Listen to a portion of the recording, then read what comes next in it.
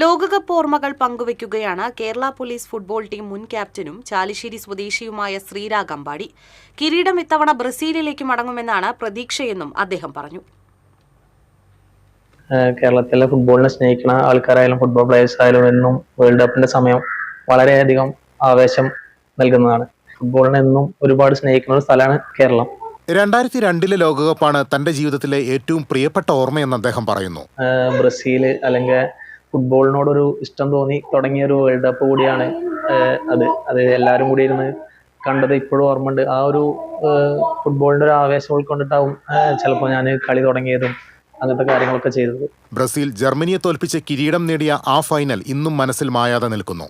ബ്രസീലിന്റെ മനോഹരമായ സാമ്പാത്താളവും കളിയിലെ ആവേശവുമാണ് തന്നെ ആ ടീമിന്റെ ആരാധകനാക്കിയതെന്നും ശ്രീരാഗ് പറയുന്നു. ഇന്ത്യൻ ഫുട്ബോളിന്റെ വളർച്ചയെക്കുറിച്ചും അദ്ദേഹം വ്യക്തമായ കാഴ്ചപ്പാട് പങ്കുവച്ചു. നമ്മൾ കുറച്ചും കൂടി അടിയിലാണ് നമ്മൾ നിൽക്കുന്നത്. പേഴ്സണലായിട്ട് എന്തായാലും നല്ല നല്ല അക്കാദമികൾ വരണം, നല്ല നല്ല റെസിഡൻഷ്യൽ അക്കാദമികൾ വരണം. 5 വയസ്സ് മുതൽ കുട്ടികളെ ഫുട്ബോളിലേക്ക് കൊണ്ടുവരാനും 15 വയസ്സാകുമ്പോഴേക്കും ഉയർന്ന തലത്തിൽ മത്സരിക്കാൻ കഴിയുന്ന രീതിയിൽ അവരെ വാർത്തെടുക്കാനുള്ള സംവിധാനമാണ് രാജ്യത്തിന് വേണ്ടതെന്നും ശ്രീരാഗ് പറഞ്ഞു. എന്തായാലും ഫുട്ബോളിലേക്ക് വരാനുള്ള ഏറ്റവും വലിയ കാരണം നമ്മളെ GCC ക്ലബ് തന്നെയാണ്.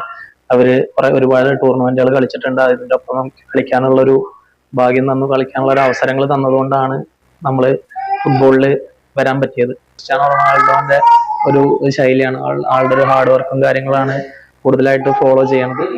മെസ്സി, നെയ്മർ അതൊക്കെ ഒരു വേറെ ഒരു ശൈലിയാണ്. അവരൊക്കെ ഔട്ട്സ്റ്റാൻഡിങ് പ്ലേയേഴ്സ് ആണ്, പക്ഷെ അവരൊരു വേറെ ഒരു ശൈലിയാണ്. ഞാൻ കൂടുതലും ഫോളോ ചെയ്യണത് റൊണാൾഡോന്റെ ഹാർഡ് വർക്കും കാര്യങ്ങളാണ്.